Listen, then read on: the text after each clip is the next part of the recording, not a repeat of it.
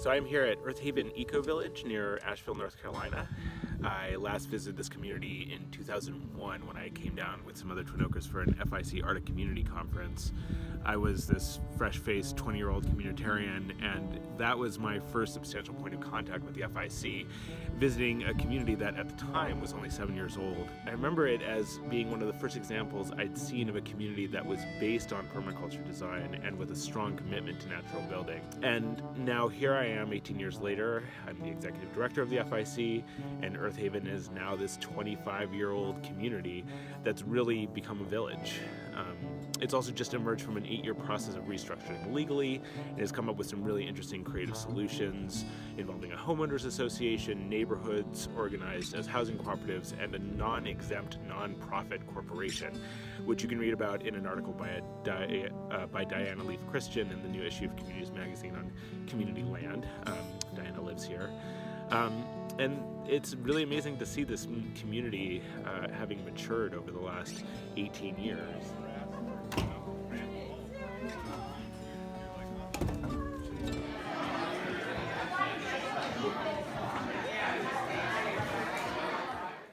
I got involved in intentional communities in the late 60s. Early 70s is more accurate.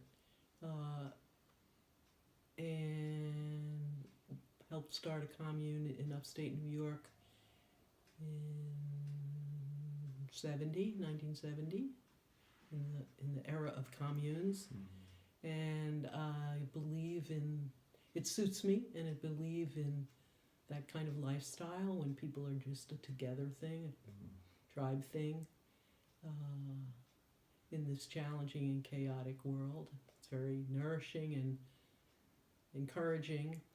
So I've just done community all my life. And so when I came up here to visit, the Earthaven story was coming to life. It had been brewing for several years, and now it had come to a solidifying position. And my friends thought, well, I'm the perfect person to get involved. I had been a publisher. I had published a statewide networking magazine in Florida for 5-6 years or so, and they felt like I had the ability to help it happen, so they were very encouraging to me to get involved. And I was excited. Wow, look at this. All these people who had the original Earthaven people were mostly people in their 40s who had some spiritual community background.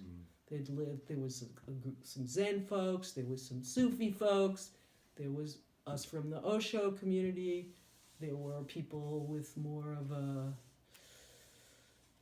shamanistic connection. So it really was it was a miracle that we started this community, you know, because we didn't all know each other that well or whatever, but it was just like one of those things.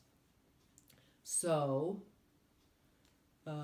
it was the natural outcome of my whole adult life, or kid life, because my feeling is, well, didn't I grow up in community? It wasn't an intentional community, except that everybody who was living there seemed to be intending to live there. You know, I just grew up in Brooklyn, New York, in a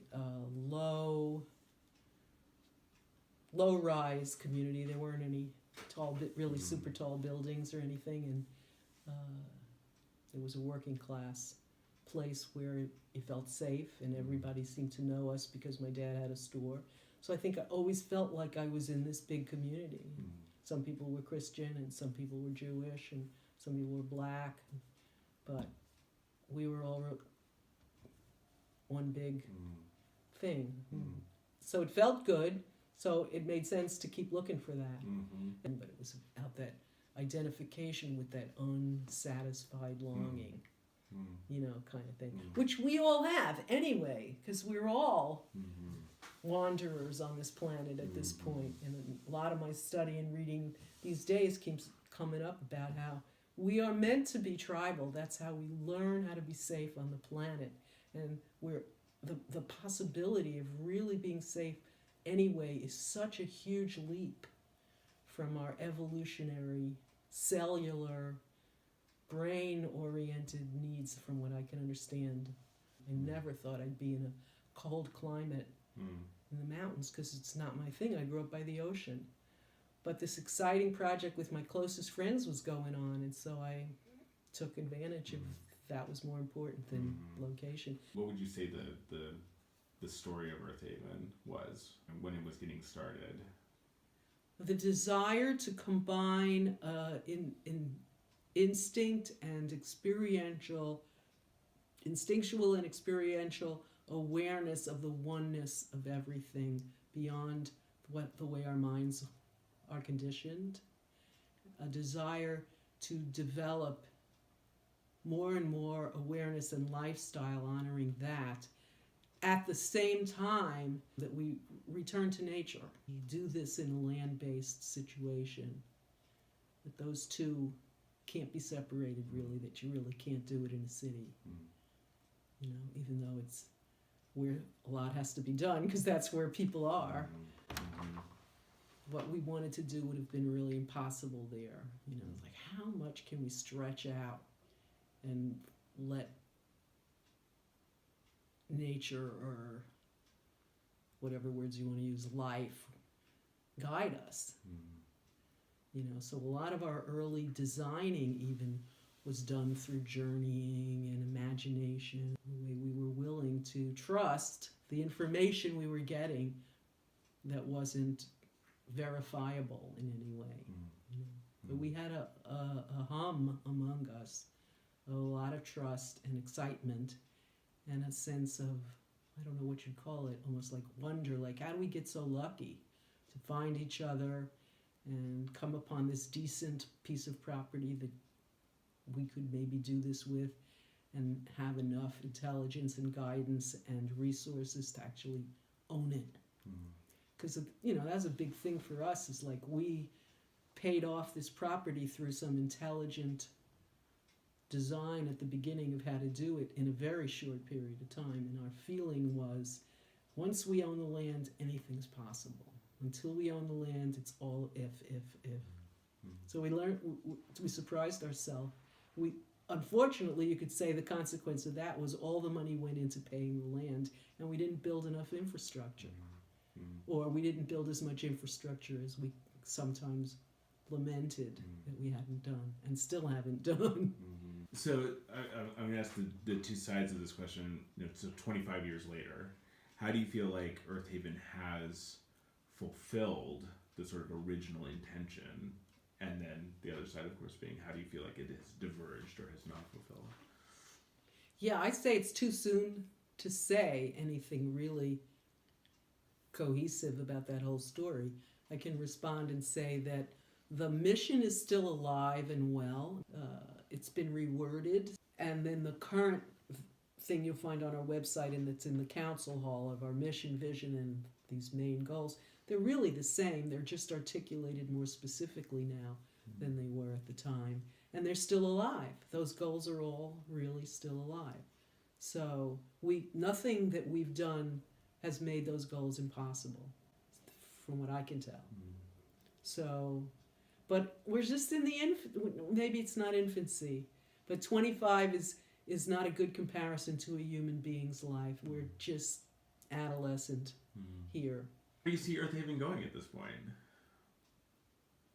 I think what we really want to do is develop our neighborhoods, figure out how to help people develop their neighborhoods. I have some encouraged feelings about where we are also potentially headed in terms of our spirit or the soul of Earthaven. Maybe 10 or 12 people or more, younger people who have been here 2, 4, 6, 8, 10 years waiting to become members, or thinking about it and then deciding to become members, are just like boom, boom, boom, boom, boom, becoming members now, ready to do it. And they really, it's great in the sense that they really know how the community operates because they've been here so long. It's exciting that they can really take over the administration of the community. This is the most euphoric thing for me. Since restructuring allowed them to become members, and they're actually doing it, and they actually understand, and they're actually holding the line at some principles that could have been lost. And every time this occurs in a meeting or I hear about it, you know, it's just almost a wonder. It's like, wow, they really are quality people. They really do get what we were trying to do here. They are expressing what I would have hoped, or many of us at the beginning would have hoped, would be the goals of or the underpinnings of why we do what we do. I think the economic thing is a much bigger feature than we considered in the beginning. We knew that it was important, but we really just said people will work it out for themselves and stuff like that. And that's kind of what's happening, but it's a big challenge. I mean, I would have loved if the spiritual, aesthetic underpinnings of our original dream team were the dominant things, but I understand that there's a conflict between that and the size of what we set out to do. I think a smaller group could control what it was becoming much better than something that says, but we're going to grow to be 120, 160 people. Like, oh yeah? And they're all going to work together just the way you have in mind, right? This is human beings in America. I think one of the things that needs to be built here that is in the original idea that hasn't been much of a focus is the whole bioregional thing. We never said we were going to produce everything we needed. We always understood that we need to be connected enough in the broader field so that the intelligent human exchange systems can happen. And it's richer, it's better, it's wiser. Anything else that you want to share with the world about your life here at Earthaven, or about what you think Earthaven means to the world? I don't think I can go there, but something that I thought of talking about that I think is very valuable here is the embrace, because of certain people who've played a strong role, the embrace of NVC at Earthaven, in the sense that everyone has to take an extended class so that they know it, which means they're held somewhat responsible, even if it takes a long time before you actually can incorporate that in a fluid, natural way, and in the last few years, a gradual acceptance that the restorative circles model is something that we need and can use and do use, that teaches us what we haven't understood about human communities and how things evolve in their more balanced way, not just like the left brain decides that we got a problem and we're going to solve it, but it's much more complex and needs lots of time to evolve. And that gives me a lot of encouragement that, wow, those are very important things. And that is a kind of leftover, or not a leftover, but an evolution of some of our early concerns. We tried a lot of different things that didn't quite gel with this community. Eventually, Steve wound up becoming an enthusiast and a trained person in NVC, and it works really well for the kind of people that are at Earthaven. It's not required for restorative circles, but it really helps. We have this long-standing thing in Asheville called Building Bridges that some of us were part of when we lived in town, that people are going now to, where they actually get this focalized, facilitated, intercultural conversation on a variety of topics over a series of time, and people are doing that. So I think the time has come, maybe psychically as well as individually, for white folks to feel responsible, ready to enthusiastically take on the legacy of racism as best they can. I lived in the Vale for 17 years, so I moved there in 2000 and left in 2017. the Vale is a very conservative community, and by that I mean that change is slow, that like many Quaker meetings, it takes a long time for, Earthaven by comparison is like a group of teenagers, and I mean that in the best of sense, in that it's a place of much change, where change is welcome. The meeting process in the Vale was very much a reflection of Quaker meeting style.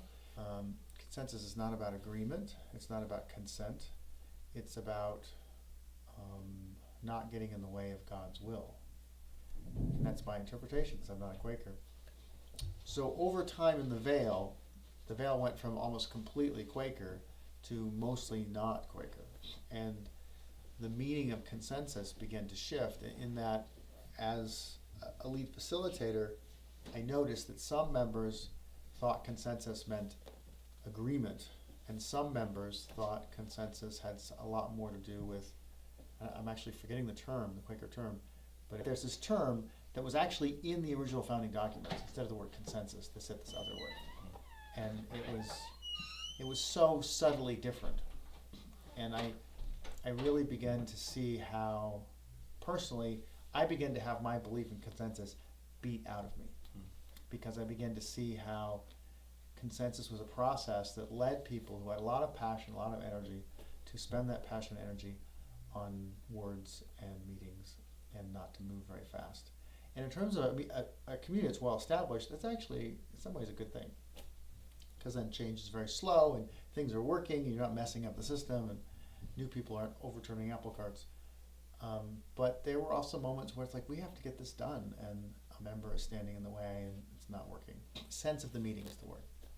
The Quakers speak of sense of the meeting.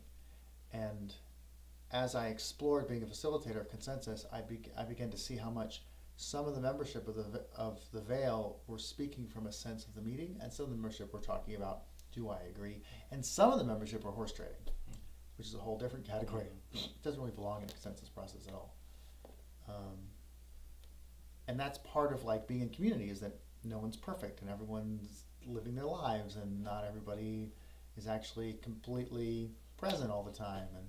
And some people are retired and have more time to be at meetings, and some people are working full time and have no time to go to meetings at all. And the Vale met for an hour and a half, except for special meetings, every month. Total meeting time. And the Vale has no shared spaces. So there's no meeting hall, there's no shared kitchen, there's no shared meals. And so there was a conversation for a while, are we a neighborhood or are we a community? And it's okay if we're a neighborhood, but let's start acting like it. And then some people are like, no, we value community, so we're going to have, we have potlucks. And we started organizing soup suppers, so we take turns cooking in different people's houses. But it's not as woven in as some other places. But in other ways, it's lasted much longer because people are slightly separate. So there's sort of a strength in standing on your own and standing together. And one of the things I'm getting is the conservativeness of consensus-based decision making creates a stability in the system if you get the system up and running. And with the Vale, I know that it was a very slow build. They had a very small. At first, Billy and Dick Eastman, when they arrived in '48 to start the initial, okay, we're going to do this together with the Morgans. That was the first 2 houses in the land, and then the next house was 1950s. But the interesting thing for me is, I wasn't satisfied. This is so much more what I want in terms of being shared kitchen and co-housing. I'm not in a separate unit. I'm a New Yorker. I love this sort of apartment dwelling. I love the work party. We had work parties in the Vale every once in a while. It was on a regular schedule. There's no LEAP requirements. The fees were necessary, but they weren't as much as here. It wasn't as much going on. So there is some satisfaction coming there. But I also think there's some risk, because this is a very changeable place. It's changing, and that change brings a little bit of risk with it. The Vale was much more settled. You know, there are many projects here of development going on. The Vale was much smaller. So the Vale is basically the size of one of the neighborhoods of Earthaven. I mean, to me, Earthaven is a place that's going to become one of the hottest, like, intentional community places in the country, because you're not going to have one intentional community. You're going to have 6 or 7 or 8 intentional communities all in one place, and each of them doing it slightly differently. And that's really interesting. So you could come here from anywhere in the country and see this governance model or that governance model or this. It's going to be really fascinating. Now, right now, we're all using very similar governance models, but as time goes on, people are going to start to evolve different directions. It's great to me to see how Earthaven seems to have managed to stay in touch with and maintain a continuity of its sense of purpose that's engendered a really strong level of caring and participation. And with some of the new legal structures now in place, they're more able to start bringing on new members and developing new neighborhoods. One of the things I'm most struck by seeing this community again after 18 years is how much more relaxed they seem around their idealism. They don't seem to hold their ideals any less strongly, but there's a flexibility that they've matured into that has allowed them to adjust things to suit the circumstances. And as they settle down after some big changes, they seem ready for a whole new chapter. I'm excited to see where they are in another 18 years.